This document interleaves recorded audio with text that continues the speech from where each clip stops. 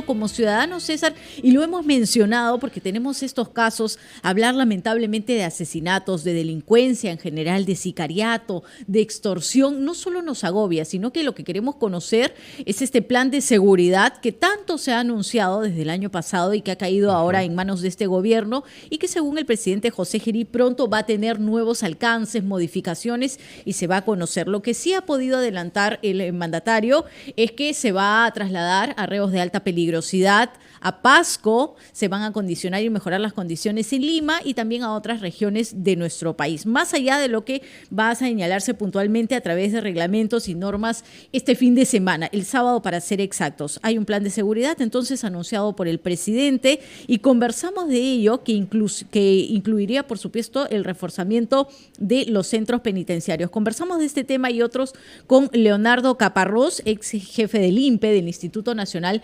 Penitenciario. Buenos días, bienvenido a RPP.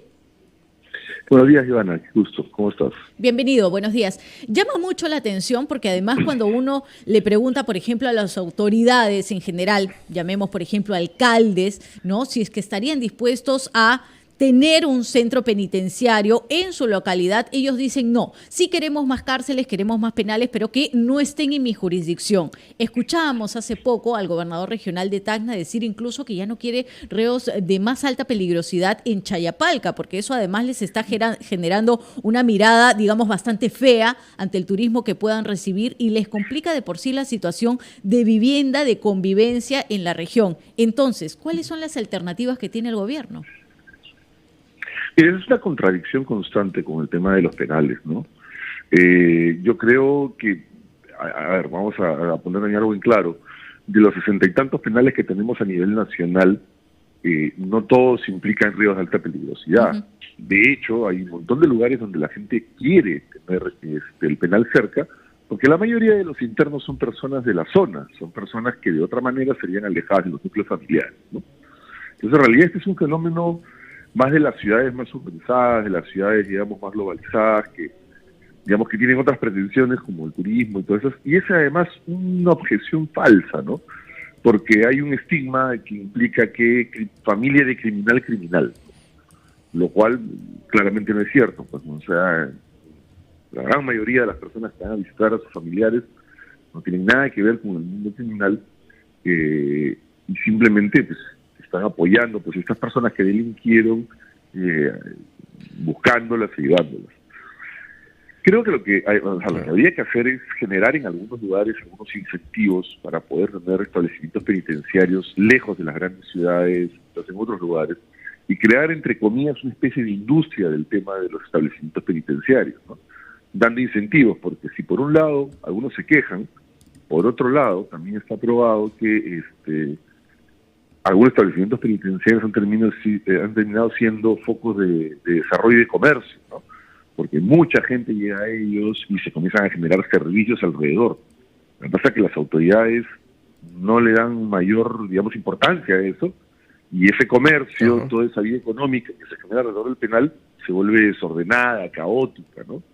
Digamos, si las autoridades hicieran un intento por ordenar ese comercio, probablemente se podrían tener mejores efectos y el efecto positivo de una mayor economía se podría ver en la zona.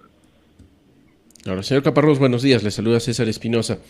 Ahora, se habla de una reforma del INPE como tal. ¿Realmente eso es necesario? ¿Se tendría que crear un nuevo INPE, o sea, una nueva institución? ¿O es que solamente le van a cambiar de nombre y el funcionamiento podría seguir siendo el mismo?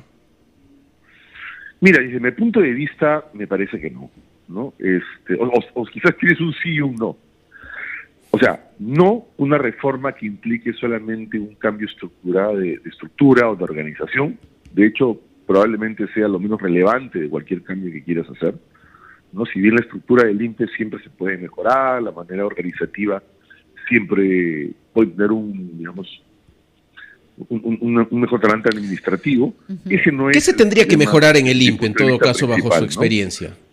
O sea, lo que tienes que trabajar es, primero, el tema del personal, ¿no? El personal pasa muy poco tiempo en las escuelas.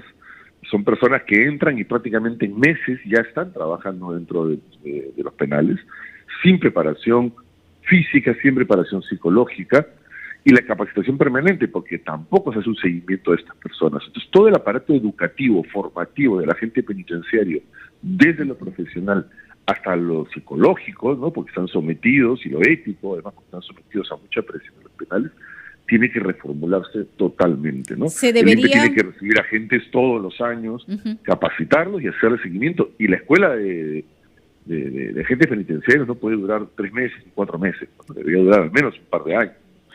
¿Se debería cambiar desde su punto de vista al jefe del Instituto Nacional Penitenciario, el señor Iván Paredes? Y se lo pregunto particularmente por lo que hemos conocido el fin de semana. Un informe de Cuarto Poder ha revelado que tras una serie de reuniones en su despacho se han contratado a jóvenes que no tienen experiencia, que no están acreditados, que tienen incluso antecedentes como proveedores del Estado. Mira, no he visto reportaje.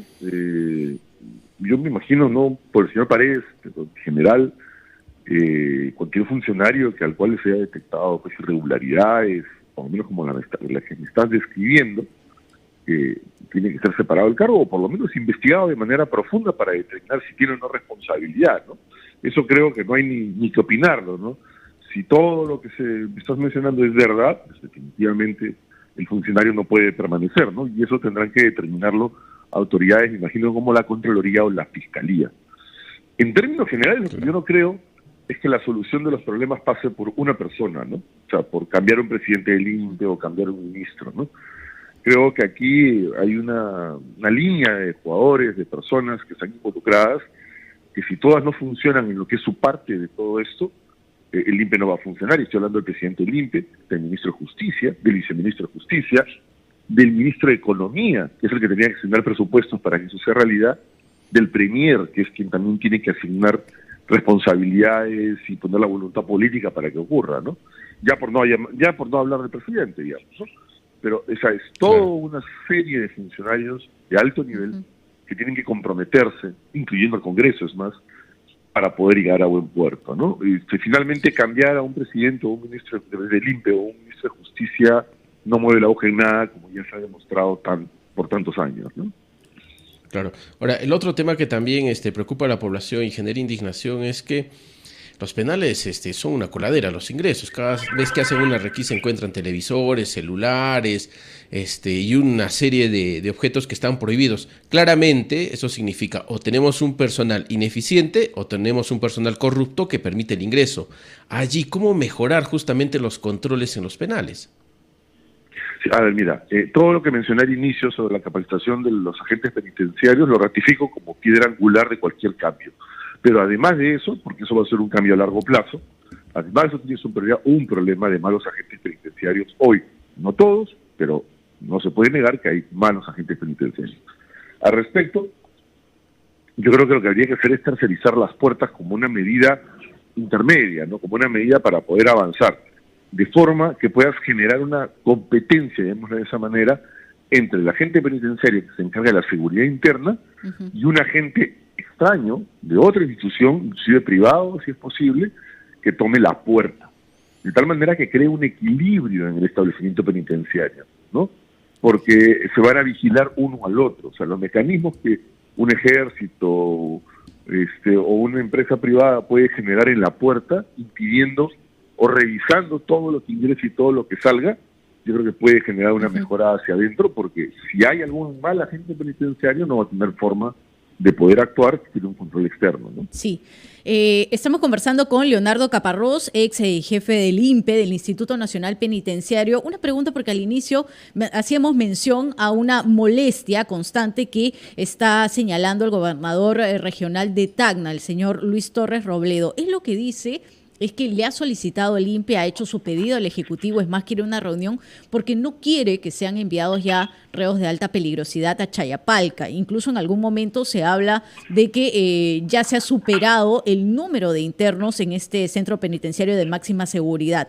El jefe del INPE lo que ha señalado es que están cumpliendo con unos traslados que ya estaban programados con anticipación. Y el presidente José Gerí ha dicho, esto es una decisión de Estado, pero finalmente, digamos, se podría llegar a algún tipo de acuerdo para calmar un poco las aguas, porque además ya han salido algunos ciudadanos, dirigentes de grupos distintos en Tacna, a decir, nos vamos a ir a un paro nacional porque nosotros apoyamos, no queremos más reos de alta peligrosidad aquí. Ya, bueno, ahí hay una parte que yo no entiendo muy bien, porque si bien Chayapalca está como jurisdicción en la región Tacna, la entrada a Chayapalca, la manera más accesible de llegar a Chayapalca es por Puno. ¿Ok? Entonces, en realidad, todo el movimiento, de hecho, es muy común que los internos lleguen primero a Juliaca y recién de Juliaca, de ese penal, sean elevados a Chayapalca, justamente para, digamos, el proceso de aclimatación.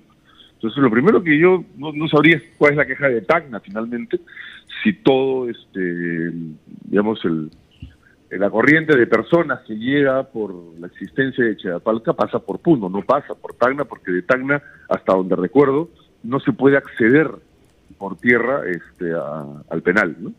Eso por un lado, nos da duda primero ya de tipo geográfico.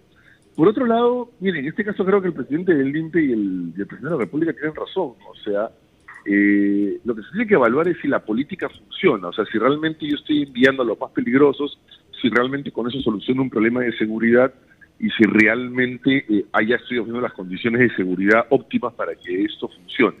Si esas tres cosas se cumplen, yo creo que sí, el Ejecutivo está en su derecho, digamos, de implementar lo que sea necesario para mantener la seguridad, ¿no? Sobre todo porque además, insisto, yo no veo aquí una afectación importante, o sea, si realmente tuviéramos evidencia de una afectación importante para la región Tacna, obviamente creo que también habría que sentarse a conversar y buscar algún tipo de, como decía hace un rato, de incentivo o de parámetros que pueda permitir a la región ser perjudicada. Pero ni veo la afectación, ¿no? ni veo el problema, ¿no? Lo que hay que evaluar es este movimiento está plenamente justificado y ofrece las garantías dentro de Chayapalca, para que realmente no haya más problemas. Si eso se cumple, sí, está bien, yo creo que hay que hacerlo, ¿no? Claro, ahora, ya para finalizar, y le pido una respuesta breve, por favor, ¿por qué no se pueden poner bloqueadores telefónicos en los penales? ¿Por qué tantos años estamos en ese proceso y no logramos? ¿Hay, desde su experiencia, hay intereses que ponen trabas ahí para que no tengamos ello? Porque desde los penales salen gran cantidad de llamadas para extorsionar. Bueno, Cristian, tenemos bloqueadores en varios penales del país. O sea, si tú vas a Castro, vas a Lurigancho y prueba con tu celular en la puerta de Castro, no te vas a poder comunicar con nadie, está bloqueado. Está bloqueado, o sea, sí hay bloqueadores. El problema, son dos problemas. Uno, el que te has apuntado, corrupción, ¿no? Lamentablemente los apagan, les dicen cuáles son los puntos ciegos, se permite la entrada de boosters, que son aceleradores de potencia que te permiten, digamos, vencer el bloqueo. Entonces, todo ese tema de corrupción es lo que hace, por un lado, que no funcione.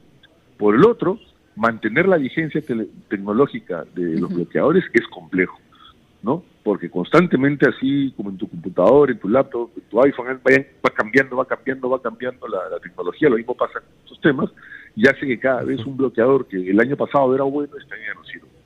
Entonces, esos dos, la vigencia tecnológica y la corrupción, hacen que esto finalmente no funcione bien. Por eso insisto, hay que tercerizar las puertas, bloquear el ingreso, porque no tengo que poner un bloqueador si es que no entra ningún celular. Claro, muchas veces pasa por corrupción en el personal, en realidad. Sí, entonces dije, la primera parte es corrupción. O sea, de hecho la primera parte es corrupción y la otra parte es vigencia tecnológica. Es una combinación de ambos efectos.